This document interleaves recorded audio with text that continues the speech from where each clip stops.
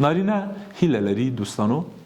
چې د سترو کارونو او ښو کارونو چې کوي قدر وسي. ښځو ته د دوی د پخلي او ښکلا په اړوند صفت مهمه ده. نارینه چې کله پیسې ګټي او یو ښه کور جوړوي زړه دا غواړي چې ښځې ورته وایي چې نارینه ته خپل ښځې نارینه ته وایي چې ډېره زیاته مننه څومره ښه کور دې راته جوړ کړی څومره ښه تخت دې راته واخیسته له دې موټره دې هم ډېره مننه چې راته واخیسته. دا غواړي نارینه او دا قدر باید وسي او ښځه دا غواړي چې د پخلي د کباب د پلو د قابلي چې اوس درته پوخ کړی ده مخې ته درته ایښی ده یا یې خواري پې ایستلې ده یا یې ځان سینګار کړی ده نوې جامې اغوستي دي حمام یې کړی ده ښځې ویښتې رنګ کړي دي یا یې جوړ کړي دي اوس له تا نه هیله کوي چې ته ورته وایې چې نن څومره ښایسته سوې یې نن څومره ښه دا لباس څومره ښه در باندې څومره ښه در سره ښکارېږي دا رنګین اخون دی چې والی دا دې څومره ښه له جلد سره لګېږي دا رنګین اخون دی څومره له لباس سره مچ کوي یا اړخ لګوي. ته دا خبره خپلې ښځې ته وکړه دومره به د ژوند جوړ سي دومره به د مینه او خوږوالی په ژوند کې پراخ سي چې ته به خپله پوه سې چې دا څومره ښه ژوند ده دا څومره خوندور ژوند ده. او که ته یوازې په دې باور یې چې نه ښځه ده چې باید دا احترام وکړي پخلی وکړي مینه وکړي احترام وکړي او زه څنګه یم هماغسې باید یم لکه ځینې چې دا باور متاسفانه لري. کله چې ښځه پلان جوړوي او تصمیم نیسي چې د اختر لپاره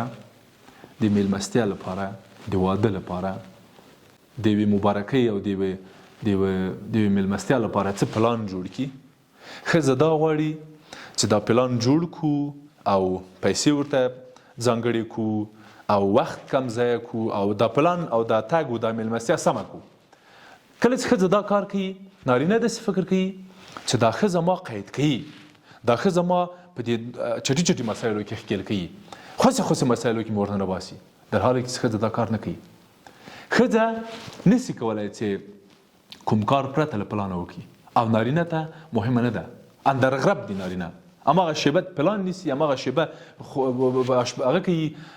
په اصطلاح خریداري کوي او هماغه شیبه ورته وایي چې پاخه یې کوي او هماغه شیبه خلک راغلي وایي راځئ. ښځه ته دا مسله مهمه ده ښځه ته دا مهمه ده چې نخود او لوبیا د شپې لخوا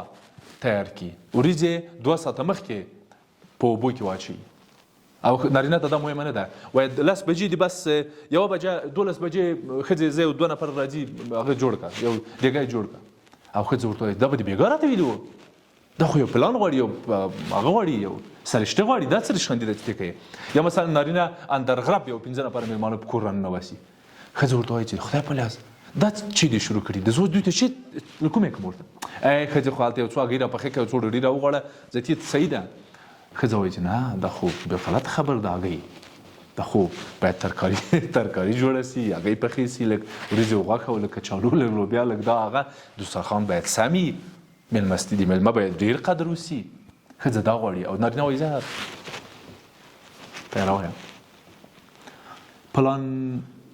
پلان کیدای سي نارینه ته بې اهمیته وي خو ښځې په ډېر غور او په ډېر جدیت او هوډ عملي کوي. ښځې ته پلان ډېر مهمه ده ښځې ته مهالویش ډېر مهمه ده نارینه ته ډېر مهمه ده.